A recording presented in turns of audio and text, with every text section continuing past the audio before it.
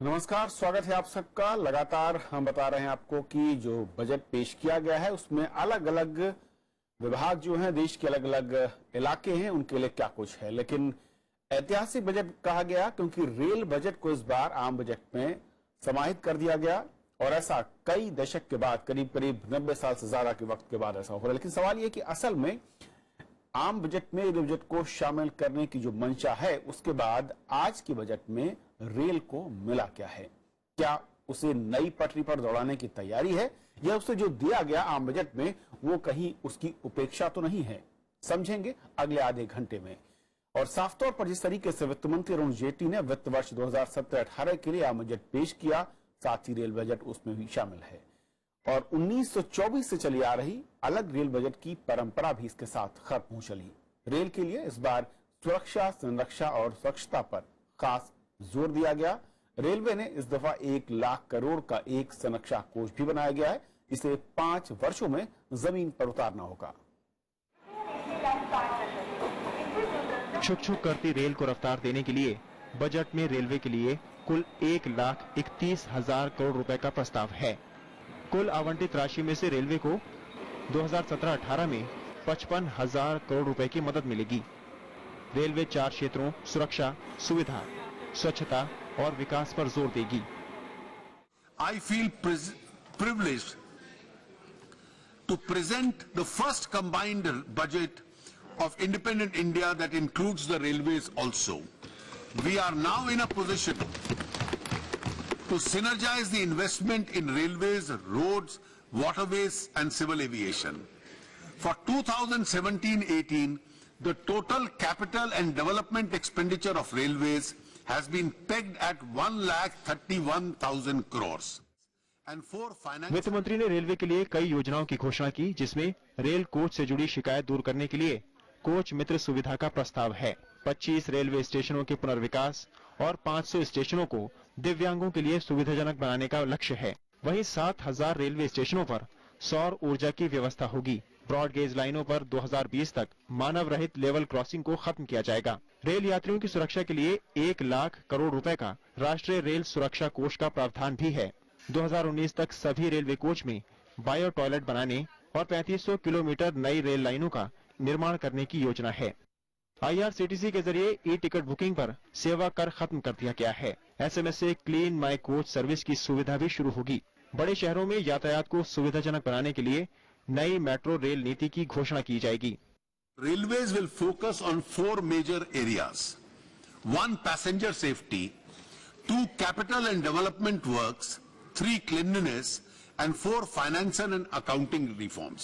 For the first time in railway history, 1 lakh crore of railway safety fund, and that was the amount which was given to finance minister. So exactly the same amount that I had asked for, requested for, is 1 lakh crore. Budget में वित्त मंत्री ने कहा कि पर्यटन और तीर्थ यात्रा के लिए स्पेशल ट्रेनें चलाई जाएंगी। कृषि उत्पादों की ढुलाई के लिए विशेष व्यवस्था की जाएगी। रेल कंपनियों को शेयर बाजार में लिस्ट किया जाएगा।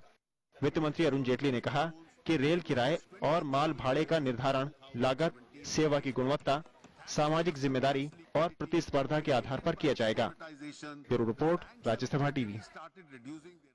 तो रेल को मिला क्या है और किस तरीके से ये पटरी पर दौड़ेगी, या फिर जिसे उम्मीद थी उससे इसे कम महत्ता या फिर बजट मिला है, समझेंगे अगले आधे घंटे। हमारे साथ हमारे सहयोगी अरविंद कुमार सिंह हैं, वरिष्ठ सहायक संपादक, राज्यसभा टीवी में। अरविंद जी, स्वागत है आपका। हमारे साथ इसके जिंदल हैं, चेयरमैन है एसोचैम की निवेश और पूंजी बाजार से, आपका भी स्वागत है। हमारे साथ संजय कुमार हैं जो कि निदेशक हैं CSDS से। संजय जी, आपका भी स्वागत है। शुरुआत अरविंद जी, क्योंकि आप लंबे अरसे से रेलवे और रेलवे के क्रियाकलाप, सरकार की योजना और उसकी चिंताओं को आप समझते रहे हैं जी। 93 बरस के बाद रेल बजट को खत्म करके आम बजट के साथ कहा जा रहा था कि एक आमूलचूल परिवर्तन की दिशा में रेलवे को ले जाना है जी। 1,31,000 करोड़ का आवंटन, पिछली बार से करीब 10,000 करोड़ का अतिरिक्त मैं कहूं। किस तरीके से देखते हैं? क्या उसे वो तवज्जो मिली है जो अलग मिलती थी, या फिर ये काफी है?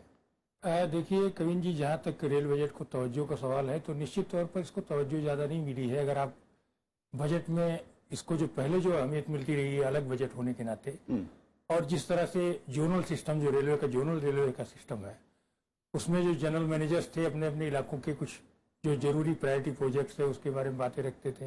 एमपी जो थे उनके साथ वो सलाह मशविरा करते थे और पूरी एक लंबी प्रक्रिया के बाद वो बजट सामने आता था। जो है प्रक्रियाएं अगर रेलवे बोर्ड के लेवल पर वो हुई भी तो उसका ये कहीं बजट दिखता नहीं है। जो है कहीं छोटी छोटी चीजें जो है उसमें शामिल होती थी। और दूसरी चीज होती थी कि जब बजट का जो दिन होता था ना, खासतौर पर बजट का दिन अलग, रेल बजट का दिन अलग, उसमें एक अलग अटेंशन होता था पब्लिक का भी और जो है नीति निर्माताओं का भी, बाकी सब। तो वो खुद सुरेश प्रभु जी ने इस बार खुद महसूस किया कि वो कैसे बेगाने की तरह जो है वो पूरे के पूरे रेल बजट के अलग होने के बाद रहे। लेकिन सवाल ये है कि अलग होने के पूरी प्रक्रिया के बीच में ऐसी कोई बहस नहीं चली थी, जबकि उसके पहले पूरे एक दशक तक 2 महत्वपूर्ण कमेटियां बनी। उसमें एकॉर्ड्स कमेटी बहुत ही इंपॉर्टेंट थी और वो जो उसके बाद जो एक नया बजट का एक नया जो उसमें जो माहौल बना है डेवलपमेंट का, वो निश्चित तौर पर आप उसको इग्नोर नहीं कर सकते। आज जो भारतीय रेल खड़ी है जिस जगह पर, वहां जो है, और अभी 1,31,000 करोड़ की बात हुई है कि भाई ये हुआ, पिछले साल से 10,000 करोड़ ज्यादा है। लेकिन ये भी तो देखिए 20,000 करोड़ का सेफ्टी फंड का पैसा भी उसी में शामिल है। तो अगर आप देखिए, और ये जो सेफ्टी फंड बनाने की बात जो है ये किसने की है? हमारे देश के बहुत ही नामी गिरामी जो परमाणु वैज्ञानिक है डॉक्टर अनिल काकोदकर कमेटी ने जो एक फंड बनाने की बात कही है, और अभी तो ये लोग कह रहे हैं कि फॉरेन एक्सपर्ट्स और वगैरह आएंगे, उसमें बहुत ज्यादा उसकी जरूरत नहीं। बेसिकली क्या जरूरत है कि आज रेलवे के पास कोई और विकल्प नहीं रह गया है कि वो सेफ्टी फंड बनाए। इसके पहले जो पूरा जो आके घूम फिर की बात हो सेफ्टी फंड पे, सेफ्टी इसमें जो है ये इनकी मजबूरी है सेफ्टी फंड क्रिएट करना। उसकी वजह क्या है मैं बताऊं आपको। लगातार जो दुर्घटनाएं हुई हैं उनमें ज्यादातर दुर्घटनाएं पटरियों से उतरने के नाते हुई हैं।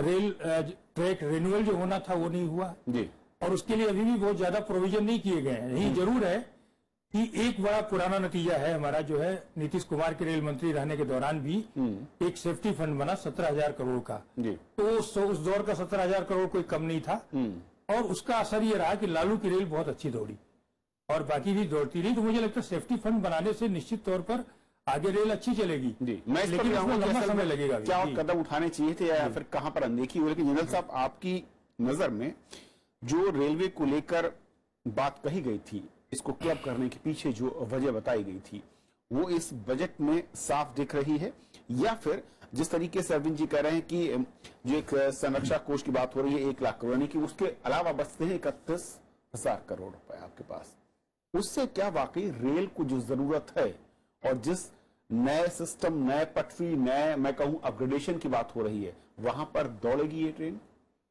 मैं इसको ऐसे देखता हूं कि मैं अहमियत तो आप कह रहे हैं कि ठीक है वो अलग दिन रखा जाता था, अलग तरीके से प्रक्रिया होती थी उस बजट की वगैरह, लेकिन मैं उसको एफिशिएंसी के तौर पे देखता हूं। अगर इसकी एफिशिएंसी बढ़ती है तो अहमियत इतना जरूरी नहीं जितना कि एफिशिएंसी है। अगर इसको मेन बजट से जोड़ लिया गया है और अब इसकी एफिशिएंसी बढ़ती है और पूरे नजर में आती है वो चीज, उसका जो उसका काम होगा पूरा, अगर उसके ऊपर पूरी मॉनिटरिंग ठीक से होगी और उसके मुताबिक उसकी अगर एफिशिएंसी बढ़ती है और उसको मेन बजट से जोड़ दिया गया है, तो मैं उसमें कोई कमी नहीं मानता। वो तो जब भी चाहे अगर 2 साल, 1 साल, 3 साल के बाद लोगों लगे कि ये ठीक से नहीं चल रहा तो वापस अलग कर सकते हैं, लेकिन अगर इसके साथ अच्छे चले तो बढ़िया बात है।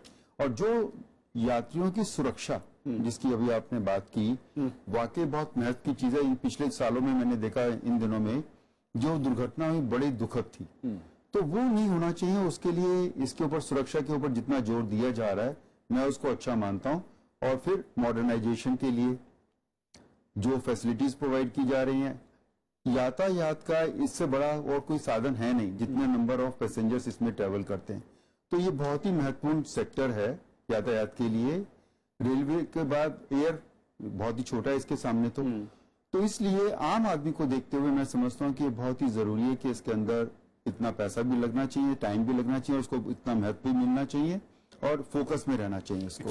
क्या इसको क्लब करने के पीछे, और जब हम देखते हैं आज की खास घोषणाओं में 3500 किलोमीटर की नई रेल लाइन बिछाने की बात हो रही है, 28 किलोमीटर की लाइनें इसी वित्तीय वर्ष की बात हो रही है, उसमें काम चल भी रहा है पिछले काफी लंबे अरसे से। लेकिन जो रेल बजट था या जो रेल विभाग था वो राजनीतिक सौदेबाजी का एक बड़ा अड्डा बन गया था। उससे दूर करने के लिए मर्जर ज्यादा मुफीद दिख रहा है अरविंद जी, या फिर कहा जाए कि वाकई रेल को जिस तरीके से जरूरत है फंड की उसको ऊपर ले जाने की, वो इस आम बजट के साथ जुड़ने के साथ उसका रास्ता आसान होगा? देखिए कविन जी, चाहे वो रेल बजट हो या जनरल बजट, ये दोनों राजनीतिक हथियार रहे, इसमें कोई संदेह नहीं। हमने आम बजट का भी इस्तेमाल किया है चुनाव के लिए, और अभी भी क्यों चुनाव आयोग और भारत सरकार के बीच में जो लिखा पढ़ी चली है, इस साल जो 5 राज्यों के चुनाव हो रहे हैं उसमें इस्तेमाल ना हो जाए, तो रेलें निश्चित तौर पर इसमें कोई संदेह ही नहीं है कि उनका राजनीतिक इस्तेमाल हुआ, लेकिन आम बजट का भी तो हुआ है। तो जब आप संसदीय राजनीति में हैं और जब आप वोट की राजनीति करते हैं तो कोई सेक्टर यहाँ वोट की राजनीति से नहीं बचा है। लेकिन इसके बावजूद जो है ये भी देखना होगा कि कुछ बड़े जो फैसले हुए उनका असर हुआ, जैसे प्रोजेक्ट यूनिगेज। आज हम जितनी बातें कर रहे हो, सच तो ये है कि आजादी के बाद हमने 10,000 किलोमीटर लंबी लाइन खींची है, जो नई लाइन की बात कर रहे हैं जी। और इसके पहले जाफर शरीफ के पहले अगर आप देखेंगे तो 1905 में जो हमारा आज का उत्तर प्रदेश है और उस समय जो है संयुक्त प्रांत कहा जाता था, उसके पास चीन से ज्यादा रेल लाइनें थी उत्तर प्रदेश में। आज हम चीन से कहाँ पीछे हैं? आप कितना पीछे हैं? आप कैपेसिटी में ले लीजिए, आप स्पीड में ले लीजिए, आप बाकी इंफ्रास्ट्रक्चर में ले लीजिए। तो ये जरूर है, हाँ इसमें एक पॉजिटिव डायरेक्शन है जो आपने जैसे कहा। हम ये नहीं कह रहे कि इसको रिजेक्ट, क्योंकि एक व्यवस्था है सरकार ने अगर की है, मान लीजिए तो हो सकता है आने वाले नतीजे इसके अच्छे आए। लेकिन एक चीज जो नजर आ रही कि ये सरकार पूरे ट्रांसपोर्ट सेक्टर को एक तराजू में रखने की कोशिश करना चाह रही है, और वो चाह रही है एक जो समन्वित ट्रांसपोर्ट का जो सिस्टम डेवलप हो, जो कि ऐसा नहीं कि पहली बार हो रहा, आजादी के पहले था भी। हमारा रेल, हमारा रोड, हमारा जो इनलैंड वाटरवेज, ये तीनों कनेक्ट थे, पूरा असम वगैरह हमारा इसी से चलता था जो। तो वो अगर होता है, लेकिन उसके लिए अभी बहुत ह्यूज इंफ्रास्ट्रक्चर की जरूरत है। अभी इनलैंड वाटरवेज की पिछले बजट में बहुत चर्चा है, लेकिन इस बार किसी ने जिक्र किया है, सिर्फ इन्होंने बात की है कि लाइफ लाइन है, बट पिछले बार 800 करोड़ रुपए का एलोकेशन हुआ था, इस बार तो पता भी नहीं चला है कि एक्चुअली कितना हुआ है। तो ये जो ट्रांसपोर्ट सेक्टर है, ये है तो लाइफ लाइन, इसमें कोई संदेह नहीं, लेकिन इसमें समय के साथ, जरूरतों के साथ, यात्रियों की सुविधा और के साथ जो संरक्षा और सुरक्षा के लिए जो इंतजाम करने जरूरी है, जो इन्वेस्टमेंट करना जरूरी है, उसमें रेल पिछड़ गया। और इसी नाते ये जो दुर्घटनाएं हो रही है, आप देखिए ना कानपुर के पास ही क्यों हुई, लगातार आप एक रेल लाइन है, ये मतलब एक जो आपकी दिल्ली हावड़ा का जो क्षेत्र है, जो गोल्डन ट्रैंगल में आता है, उसमें अगर 100 रेलगाड़ी चलनी चाहिए तो 150 चल रही है। और ये किसने चलाया है? ये निश्चित तौर पर हम ये कह रहे हैं कि राजनेताओं ने चलाया, लेकिन क्या राजनेता बंद कर देंगे क्या रेलगाड़ी चलाना? और इस बार कम से कम किसी नई रेल लाइन की बात या नए रेलगाड़ी को चलाने की बात नहीं है। संजय जी, मैं आपके पास एक कमेंट के लिए आना चाह रहा था, हालांकि मैं आपसे बातचीत करना चाहूंगा जिस तरीके से चुनाव फंडिंग की बात हुई, लेकिन उससे पहले, क्योंकि रेल एक ऐसा मसला है जिसके साथ हिंदुस्तान का हर शख्स जुड़ा हुआ, हम सबको यात्राएं करनी पड़ती हैं। आम बजट के साथ रेल बजट को जोड़ देना और उसके बाद जिस तरीके की उसको दौड़ाने की मंशा बताई गई थी इस बजट को एक साथ लाने के लिए, क्या आपको वो मंशा आज के एलोकेशन में दिखती है? कुछ जो बातें कही गई, देखिए मुझे लगता है कि जोड़ना या उससे अलग करना, इसके पीछे मुझे लगता है एक एक्सपेरिमेंट के जैसा है। और कहीं ना कहीं ये जो अभी सरकार जो है, जो बीजेपी की सरकार है, उसमें कई बार ऐसी पहल होती है कि आप देखेंगे कई बार इस बात का जिक्र होता है, यूपीए की सरकार, कांग्रेस के 60 साल। तो मुझे ऐसा प्रतीत होता है कि जो पुरानी परंपरा थी उसको तोड़ करके, और ये सिर्फ रेल बजट और आम बजट को मर्ज करने की ही बात नहीं है, कई चीजों पर उस परंपरा, पुरानी परंपरा को तोड़ के एक नई परंपरा स्थापित करने की एक पहल है। और उसमें लगता है रेल बजट और आम बजट को जोड़ना भी एक उसी दिशा में एक पहल मुझे दिखाई पड़ता है। इसके दोनों आयाम हो सकते हैं। अगर आपने रेल बजट को आम बजट के साथ जोड़ दिया तो हम ये भी कह सकते हैं कि इसकी महत्ता बढ़ गई। पहले रेल बजट एक अलग रूप से आता था, अगर आम बजट के साथ जोड़ दिया गया तो शायद फंड एलोकेशन ज्यादा होगा और इस पर भी उतनी ही पैनी नजर होगी जितनी की आम बजट पे होता है। दूसरे नजरिया ये भी हो सकता है कि क्या आपने इसके महत्व को घटा दिया। पहले ये बजट बिल्कुल अलग से आता था, इस पे एक अलग से लोगों के नजर होता था, लेकिन अब उसको आम बजट के साथ जोड़ दिया गया तो क्या इसके महत्व को घटाया गया। अभी ऐसा दिखाई पड़ता है फंड के एलोकेशन ज्यादा हुए हैं रेल बजट पे, लेकिन इसे हमें अनुपात के रूप में देखना चाहिए। पूरे बजट का कितना अनुपात रेल बजट पर इस बार दिया गया और पिछले बार में या पिछले 1-2-3 बजटों में अगर हम देखें तो पूरे बजट का कितना अनुपात रेल को दिया गया। इस आधार पे हम कह सकते हैं, किसी निष्कर्ष पे निकल सकते हैं कि क्या रेल बजट का महत्व कम हुआ है जोड़ने से या रेल का महत्व बढ़ा है। और एक बात जो बार बार कही जाती थी कि असल में रेलवे के पास बहुत कुछ है, उसके पास संसाधन है, उसके पास अपनी लैंड है, लेकिन उनका सही से इस्तेमाल नहीं हो रहा। आम बजट में मर्जर के बाद ऐसी उम्मीद है कि शायद उनका इस्तेमाल व्यावसायिक तरीके से किया जाए और फंड वहां से जुटाने के प्रयास हों।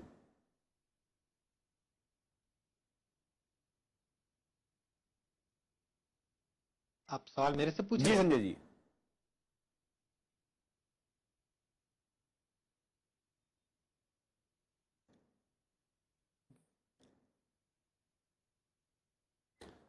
संजय जी, आप सुन पा रहे हैं?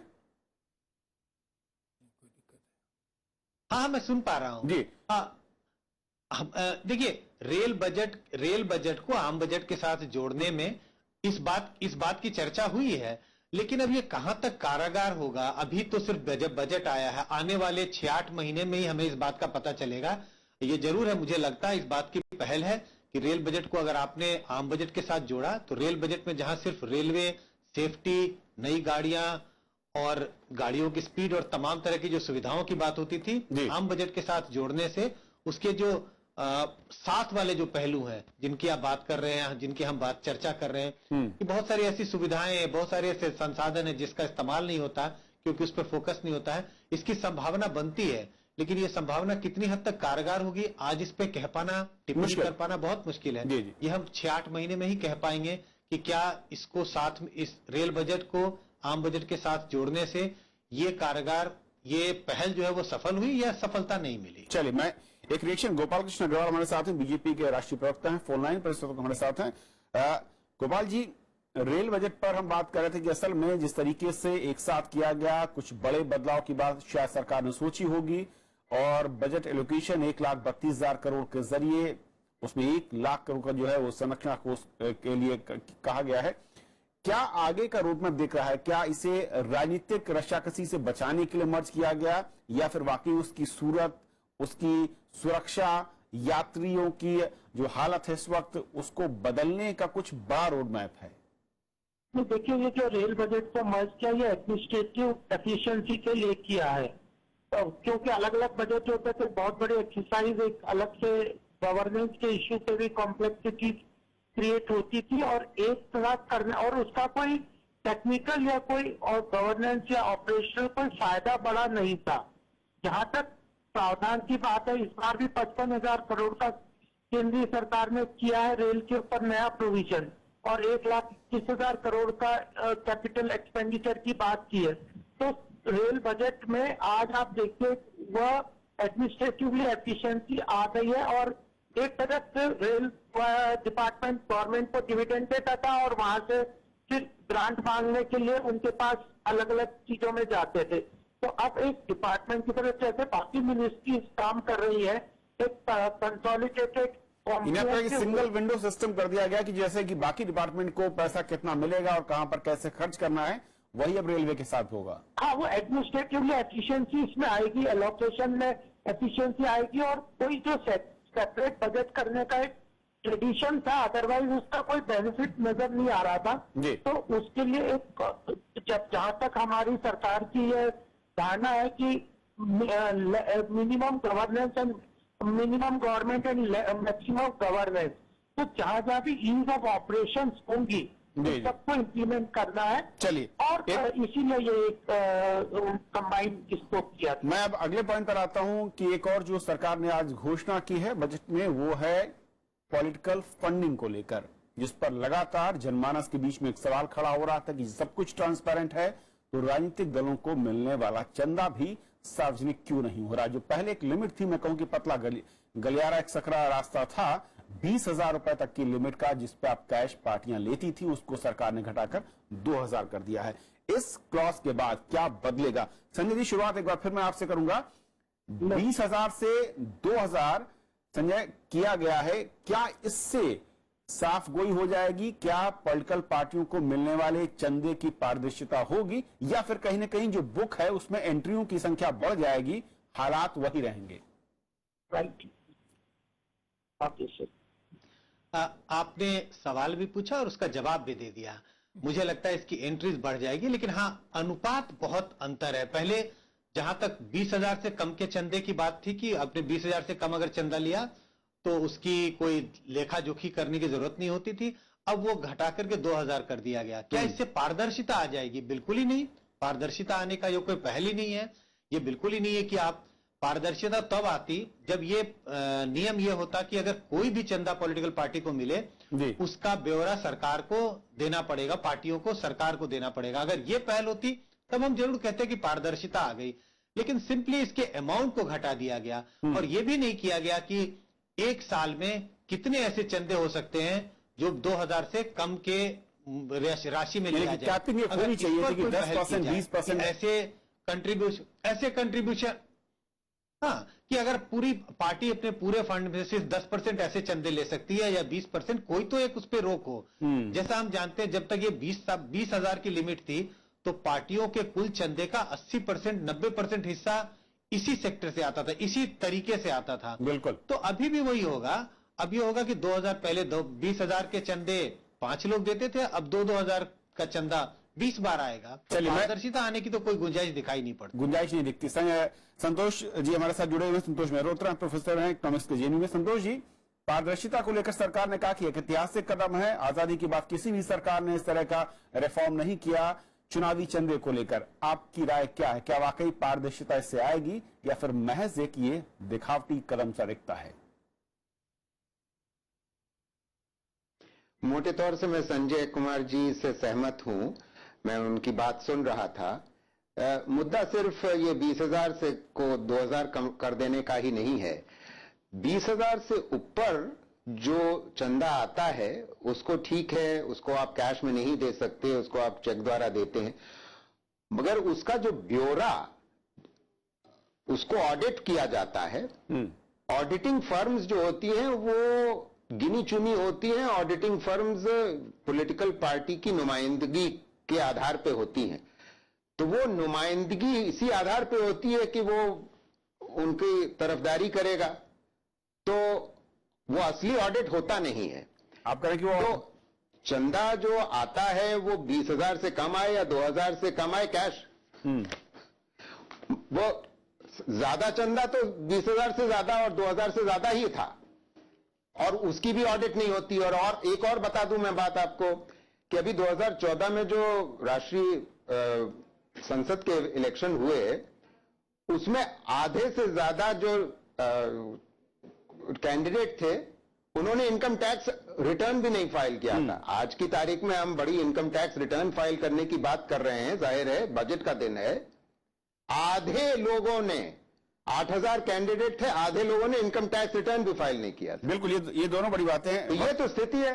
वक्त खत्म हो रहा, उससे पहले मैं एक रिएक्शन और चाहूंगा। जिंदल साहब, अब तक के जो संजय ने बिल्कुल ठीक कहा कि 70 से 86% तक का आंकड़ा था कि जो पार्टियां दावा करती थी इलेक्शन कमीशन में कि हमें 20,000 से कम के तौर पर मिला है, वो संख्या 2,000 कर दी गई है। यानी कि रास्ता पतला जरूर किया गया है लेकिन दरवाजा खुला हुआ है अभी ब्लैक मनी के लिए। मेरा यह मानना है कि शुरुआत तो हुई, इस दिशा में किसी ने कदम तो उठाया, वरना तो पॉलिटिकल पार्टीज के ऊपर अंकुश लगाने वाला कोई भी नहीं था। लेकिन शुरुआत कैसे है? आप 20,000 के अगर 2 नाम देते थे उसकी जगह आप 20 नाम एंट्री तो उनके लिए मुश्किल खड़ी की गई। उनको बताया गया कि हमारी नजर इसके ऊपर है और ये कुछ अड़चन तो उनके लिए डाली गई, नहीं तो कुछ भी ना करते, जैसे कि और बजट्स में होता रहा है, कभी कुछ नहीं हुआ इसके ऊपर। शुरुआत तो ये कि 20 से 2 पर ले आए हैं। अगले स्टेप में हो सकता है कि और स्टेप भी लिए जाएं। और जो दूसरी बात है कि वो बॉन्ड्स वाला जो सिस्टम है कि आप बॉन्ड्स में इन्वेस्ट करके और वो बॉन्ड्स आप पॉलिटिकल पार्टीज को दे सकते हैं और वो अनकैश कर सकते हैं, लेकिन बॉन्ड खरीदने वाले को अपना पूरा ब्यौरा देना पड़ेगा। फिर ये नहीं पता कि चंदा उस पार्टी के पास कहां से पहुंचा है, तो वो तो रह भी गया, उसकी बात भी रह गई कि उसको कोई थ्रेट नहीं है बाद में, लेकिन उनको चंदा भी एक नंबर से मिल गया। तो ये जो उसके ऊपर अंकुश लगा है शुरू करने के लिए मैं इसको शुरुआती कदम अच्छा पाया। मैं शुरुआती कदम अच्छा मानता हूँ। देखिए ये जो है ना कविन जी, ये जो है ना, जैसे मैं इसको एक कदम के तौर पर तो मानता हूँ, लेकिन राजनीतिक दलों के भीतर की जो पूरी प्रक्रिया में सुधार के लिए बहुत व्यापक, संजय जी ने जो बातें कही उससे थोड़ा और आगे, उसमें नहीं आप मेंबरशिप को ही उनको क्या कहोगे। मैंने देखा है खुद अपने आंखों से कि वोटर लिस्ट देख करके और मेंबर बनाए जा रहे हैं जो है, तो राजनीतिक दलों की सदस्यता से लेकर के उनके पूरे, आप वस्तु के रूप में कोई लेगा समर्थन, आप क्या करोगे जो है। चंदे की बात सिर्फ उतनी नहीं है, अगर एक राजनीतिक दल किसी एक ट्रांसपोर्टर से 100 गाड़ी मंगाती है तो आप उसको क्या कहेंगे? बिल्कुल। तो ये अपने एक व्यापक सुधार की जरूरत है मेरे हिसाब से। सिर्फ ये इसको तो ऐसे ही है जैसे आपने तालाब के बीच में एक पत्थर या कंकड़ फेंक दिया है, बस उससे ज्यादा नहीं है। ज्यादा नहीं है जी। संजय जी, कि वाकई जब जनरल साहब कह रहे हैं कि कदम उठाया, कम से कम किसी ने शुरुआत तो की, अगर 20,000 से 2,000 ला सकते थे तो उसको जीरो भी कर सकते थे। जब जनता से उम्मीद करे सरकार कि आप 2 रुपए के पेमेंट को पारदर्शी तरीके से ई सिस्टम से कीजिए, तो फिर चंदे में 2,000 का ये गलियारा क्यों?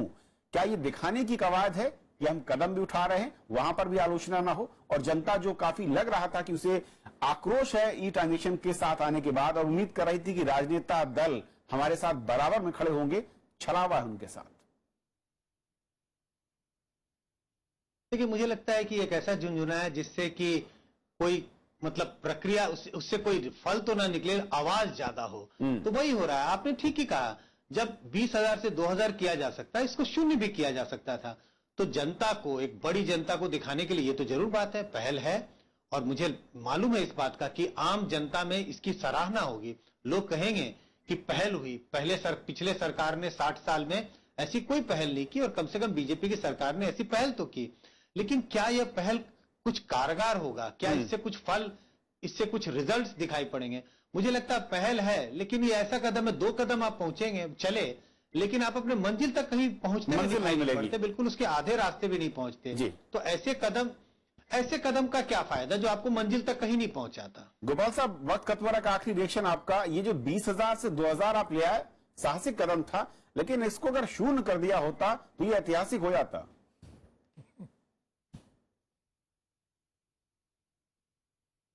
नहीं, बिल्कुल। देखिए, अल्टीमेटली तो वो ऑब्जेक्टिव है कि जो काले धन का पूरी तरह से जो चलन है इलेक्शन में, वो खत्म करना है। लेकिन एक बार है कि सब कंसेंसस भी बनना चाहिए, और भी पार्टियों का भी बात सारी आनी चाहिए। इसलिए एक बहुत बड़ा ऐतिहासिक कदम है, और इसके साथ रिटर्न्स की भी कंपल्शन है, दूसरे वो बॉन्ड्स की भी स्कीम्स है, और फिर 3 लाख से ऊपर की कैश ट्रांजेक्शन्स को बैन किया है। तो ये सारे प्रयास है जो आने वाले। और अब जो पब्लिक सपोर्ट इस बात में, आज मैं दिन भर अलग अलग चैनल्स में था, सबसे ज्यादा अगर सपोर्ट इस बार बजट में आ रहा है तो वो इलेक्टोरल रिफॉर्म्स के ऊपर महत्वपूर्ण कदम के रूप में इसको लिया जा रहा है। और लोग बोल रहे हैं कि कम से कम इस महत्वपूर्ण विषय पे हमारी पार्टी ने आगे तो कदम बढ़ाया। और सबसे बड़ा जो काला धन हमारे समाज में जनरेट हो रहा था, वो इलेक्टोरल प्रोसेस के तहत हो रहा था।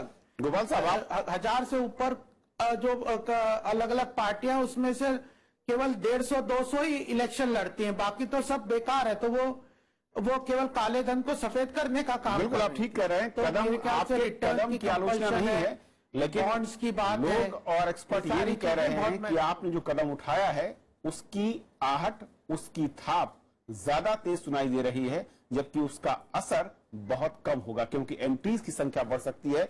2,000 के नामों के साथ 20,000 से शून्य कर देते तो शायद ये ऐतिहासिक होता। बहुत बहुत शुक्रिया आप सभी मेहमानों का हमारे साथ इस अहम मसले पर जुड़ने के लिए। फिलहाल इतना ही, नमस्कार।